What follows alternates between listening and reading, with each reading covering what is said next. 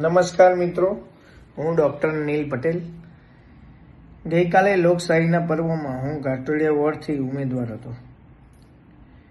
એક સ્કૂલમાં 12:10 અમે ગયા તો થોડી બોલાચાલી થઈ હતી ભાજપના કાર્યકરો સાથે.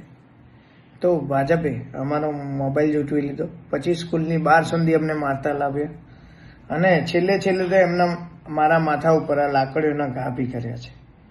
એટલે 7 લાકડીઓ માથામાં બી મારી છે. શું હવે આ જ લોકશાહી દેશમાં બચી છે? આવી લોકશાહીનો મને ખેદ છે. અને જે આવી લોકશાહી ભંગ કરે છે એવા માણસોને ભાજપ કાર્યકર્તા તરીકે રાખે છે એનો બી મને ખેદ છે. પણ મહાદેવ ઉપર મને પૂરો વિશ્વાસ છે કે ક્યારે ને ક્યારે સમય બદલાશે અને બાબા સાહેબની જે લોકશાહી છે એ પાછી જીવંત થશે અને કોઈ નહીં મિટાવી શકે. જય હિન્દ, જય ભારત, જય જય ગરવી ગુજરાત.